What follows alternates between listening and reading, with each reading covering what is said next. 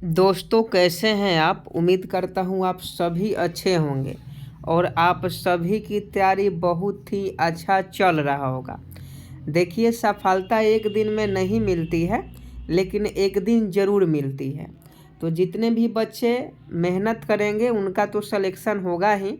जो लोग भी चाहते हैं अपने माँ बाप का सपना पूरा करना और इस बार सिलेक्शन लेना, उन सभी का लाइव टेस्ट में स्वागत है। आप सभी जानते हैं कि लाइव टेस्ट हम लोग का शाम 6 बजे से शुरू हो जाता है और लूसेंट बुक से टेस्ट होता है। तो आप सभी शाम को 6 बजे हमारे साथ ज़रूर जुड़ जाइएगा। देखिए, आज का पहला क्वेश्चन है कि भारत में पुर्तगालियों का पहला गवर्नर जनरल कौन था।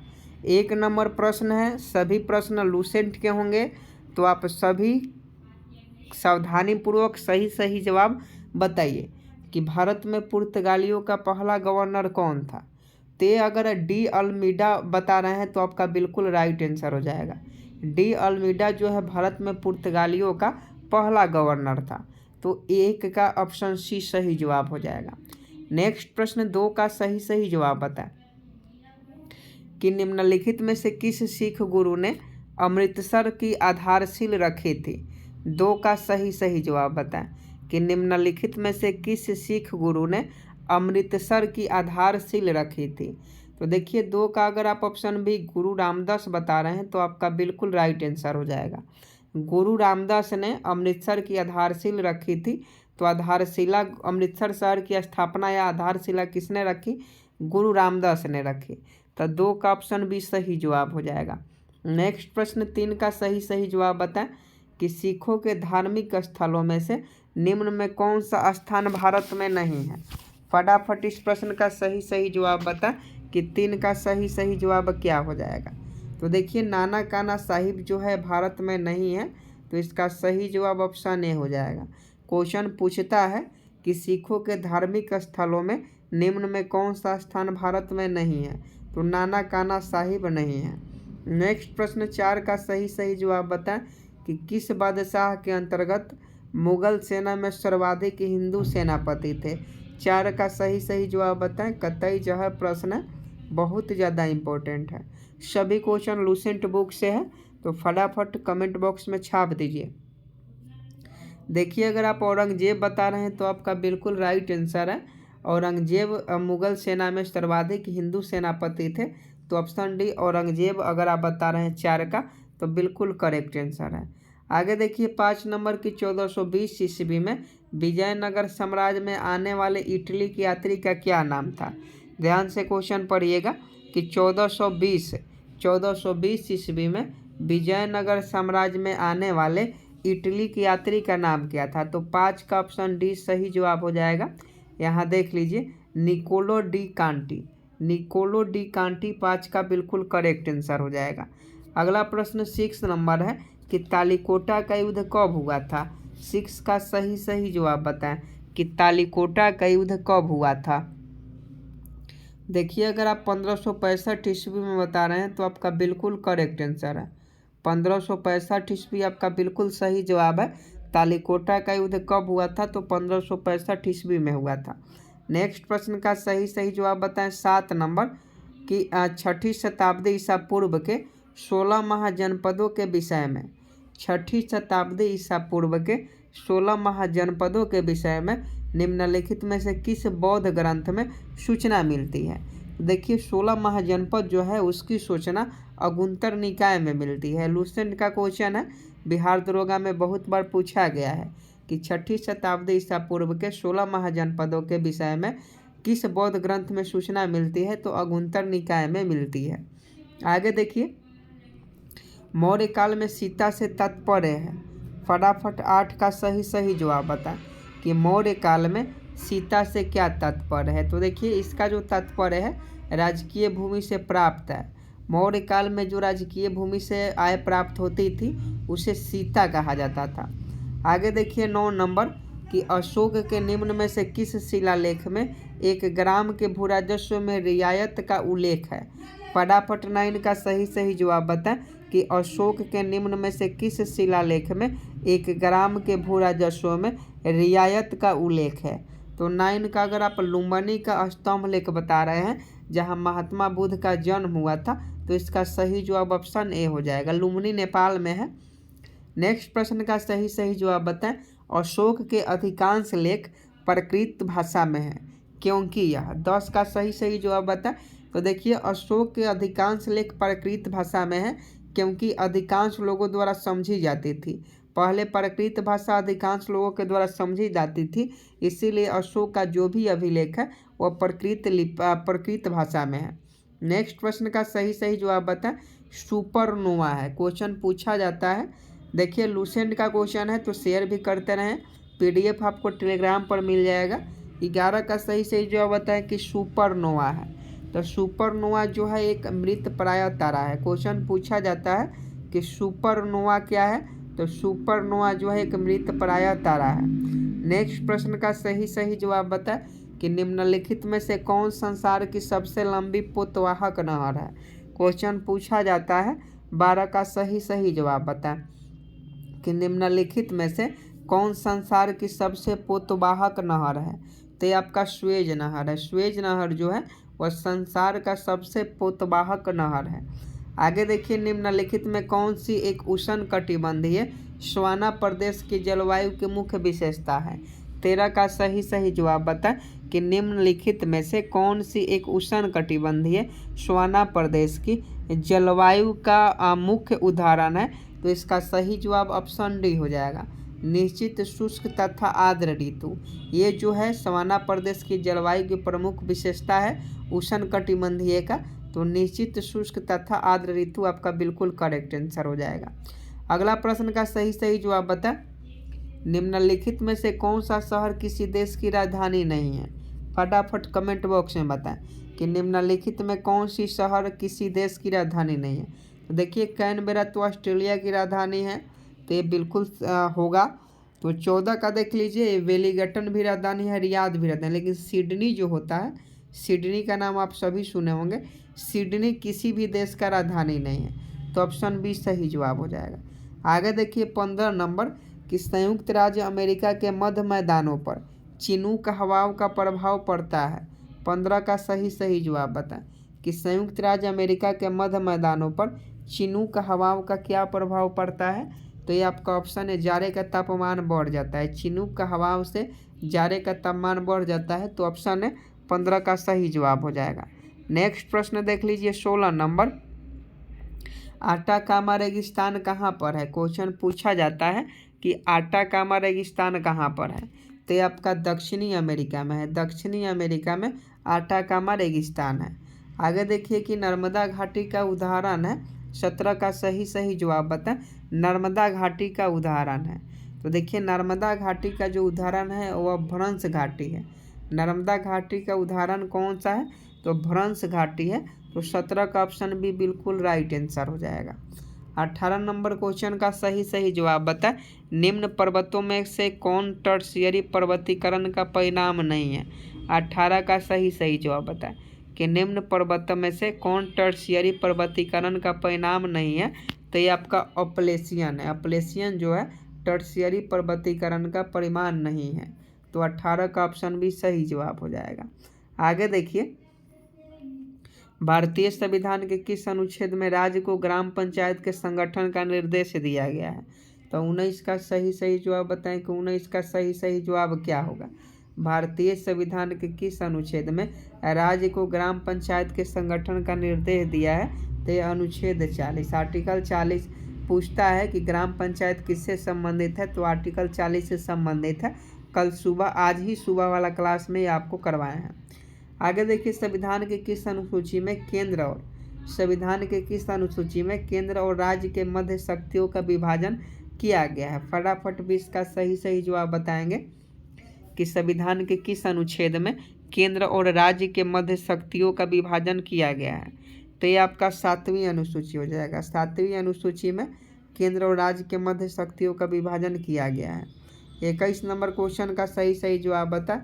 नियंत्रक एवं महालेखा परीक्षक की नियुक्ति राष्ट्रपति के द्वारा होती है और उसे अपने पद से कौन हटा सकता है। तो देखिए जो नियंत्रक एवं महालेखा परीक्षक होते हैं उनकी नियुक्ति राष्ट्रपति के द्वारा की जाती है, लेकिन उनको हटा कौन सकता है, तो उनको जो हटाने का काम है वो संसद के दोनों सदनों के संबोधन के द्वारा, संसद के दोनों सदनों चाहे तो महालेखा परीक्षक को हटा सकता है और नियुक्ति इनकी राष्ट्रपति करता है। आगे देखिए 22 नंबर, भारत के महान्यायवादी को कहाँ पर सुनवाई करने का अधिकार है। फटाफट 22 का सही जवाब बताएं कि भारत के महान्यायवादी को कहाँ पर सुनवाई करने का अधिकार है। तो ये आपका भारत का कोई भी विधि न्यायालय, भारत का कोई भी विद्या न्यायालय हो वहाँ महान्यायवादी को सुनवाई करने का अधिकार है। तो ऑप्शन बी बिल्कुल करेक्ट आंसर हो जाएगा। आगे देखिए कि SC/ST उद्यमियों को बढ़ावा देने के मामले में सार्वजनिक क्षेत्र के किस उपकरण को मिनी रत्न श्रेणी में विजेता घोषित किया गया है। तो ये आपका NFDC है, NFDC बिल्कुल करेक्ट आंसर हो जाएगा। आगे देखिए कि प्रधानमंत्री किसान पेंशन योजना, प्रधानमंत्री किसान पेंशन योजना का लाभ उठाने के लिए किसानों को प्रति माह कितनी राशि का अंशदान करना होगा। 24 का सही जवाब बताएं। तो इसका सही जवाब 100 रुपया। अगर आप किसान पेंशन योजना का लाभ उठाना चाहते हैं तो आपको हर महीने में 100 रुपया देना होगा। आगे देखिए 25 नंबर कि मोतिहारी अमेलखंगज तेल पाइपलाइन में अमेलखंगज किस देश में है। फटाफट बताइएगा। तो अमलखेंजक किस देश में है, तो ये आपका नेपाल में है। मोतिहारी देखकर ये बिहार मत समझिए। मोतिहारी अमलखेंज तेल पाइपलाइन में अमलेखंगज जो है, यह मोतिहारी नहीं पूछा जा रहा है, अमलेखंगज जो है वो नेपाल देश में है, मोतिहारी आपका बिहार में ही है। आगे देखिए ये आपका करंट अफेयर्स का 26 नंबर सवाल है कि यहाँ देख लीजिए क्वेश्चन क्या कर रहा है कि विपणन वर्ष 2020-21 के लिए रबी फसलों के नए समर्थन मूल्य में लागत पर सर्वाधिक प्रतिफल निम्न में से किस फसल पर किसानों को प्राप्त होगा। तो 26 का देख लीजिए क्या कर रहा है, तो ये किस फसलों पर प्राप्त होगा, तो ये आपका गेहूं पर प्राप्त होगा। आगे देखिए 27 नंबर के निम्नलिखित में कौन सा रोग एक वायरस के द्वारा होती है। 27 का क्वेश्चन पूछा जाता है कि निम्नलिखित में कौन सा जो रोग है वायरस के द्वारा होती है। तो हेपेटाइटिस जो बीमारी है वो वायरस के द्वारा होती है। आगे देखिए कौन सा भाग हाथी के गंज दंत के रूप में बदलता है। फटाफट बताइएगा कि कौन सा भाग हाथी के गंज दंत के रूप में बदलता है। तो ये आपका दूसरा कृंतक जो होता है वह हाथी के गंज दंत के रूप में बदल देता है। आगे देखिए शरीर के जोड़ों में गठिया रोग निम्नलिखित में से किसके जमाव से होता है। आपने सुना होगा कि उनको गठिया रोग हो गया है। तो गठिया रोग होने का मुख्य कारण क्या होता है, तो देखिए यूरिक एसिड अगर आपके शरीर में यूरिक एसिड की मात्रा अधिक है तो आपको गठिया रोग हो सकता है। आगे देखिए वनस्पति घी किससे बनाया जाता है। 30 का फटाफट सही जवाब बताएं। तो ये आपका ऑक्सीजन से होता है। वनस्पति घी किससे बनाया जाता है, तो ऑक्सीजन से बनाया जाता है। आगे देखिए 31 नंबर निम्नांकित विषयों में कौन सा विषय जनसंख्या एवं मानव जाति के महत्वपूर्ण आंकड़ों के अध्ययन से संबंधित है।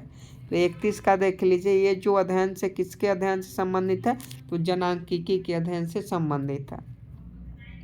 आगे देखिए जीव विकास को सर्वप्रथम किसने समझाया। तो ये प्रश्न का सही जवाब बताएं कि जीव विकास को सर्वप्रथम किसने समझाया। तो देखिए जीव विकास को समझाने वाला जो प्रथम व्यक्ति था वह आपका लैमार्क था। लैमार्क ने जीव विकास को सर्वप्रथम समझाया था। आगे देखा आयोडीन किससे प्राप्त होता है। फटाफट 33 का सही जवाब बताएं कि आयोडीन किससे प्राप्त होता है। तो देखिए 33 का अगर आप ऑप्शन भी लेमनेरिया बता रहे हैं तो आपका बिल्कुल करेक्ट आंसर है। आयोडीन किससे प्राप्त होता है, तो लेमनेरिया से प्राप्त होता है।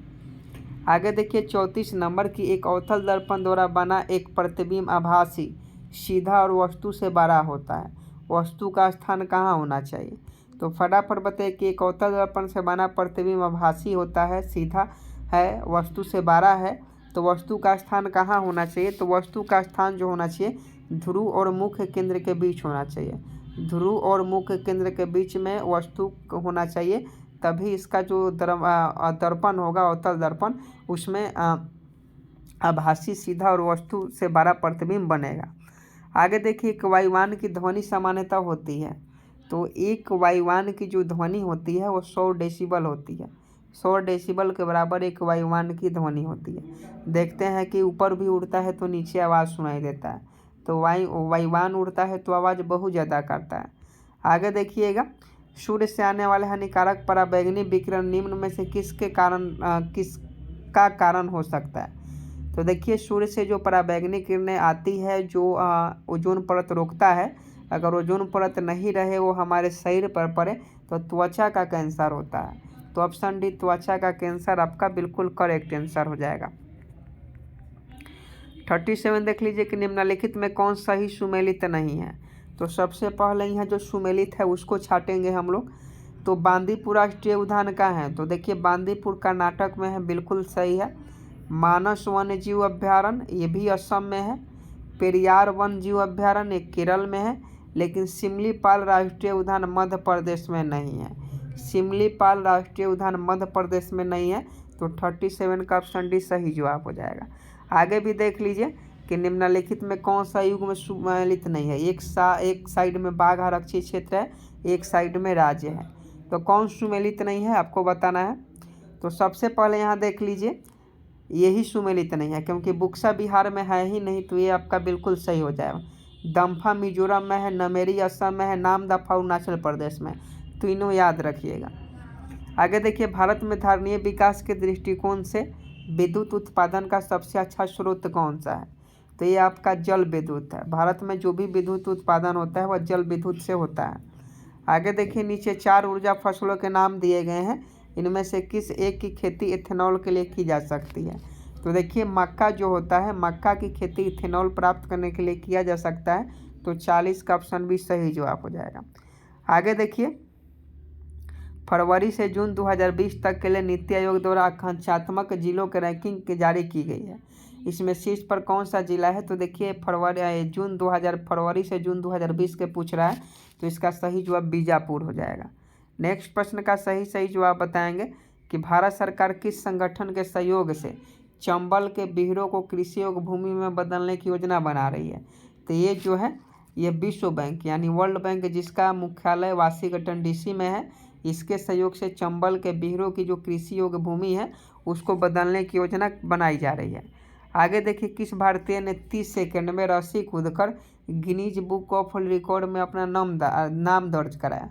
तो 30 सेकंड में रस्सी कूदकर, तो ये व्यक्ति कौन थे। तो ये जोरावर सिंह थे जिन्होंने 30 सेकंड में रस्सी कूदकर Guinness book of world record में अपना नाम दर्ज कराया। आगे देखिए, BrandZ top 75 most valuable Indian brands ranking 2020 में शीर्ष पर कौन रहा। तो ये आपका रहने वाला जो है ये HDFC बैंक है। अगला देख लीजिए कि सर्व शिक्षा अभियान का कार्यक्रम में शिक्षा का अभिप्राय किससे है। तो सर्व शिक्षा अभियान कार्यक्रम में शिक्षा का अभिप्राय प्राथमिक शिक्षा से है। नेक्स्ट प्रश्न का सही जवाब बता। भारत का सबसे गहरा तथा हर मौसम में कार्य करने वाला बंदरगाह कौन सा है। ये आपका पारादीप बंदरगाह है जो हर मौसम में काम करता है और सबसे गहरा भी है। आगे देखिए कि केवल विकलांगों के लिए भारत में बनाया जाने वाला प्रथम विश्वविद्यालय कहाँ अवस्थित है। तो ये आपका चित्रकूट में है। चित्रकूट में एक विश्वविद्यालय का निर्माण करवाया गया जो केवल विकलांगों के लिए है। आगे देखिए, ताशकंद समझौता किन 2 देशों के बीच हुआ। तो आप सभी जानते हैं कि ये भारत और पाकिस्तान के बीच ताशकंद समझौता हुआ था। शिमला समझौता भारत और चीन के बीच हुआ।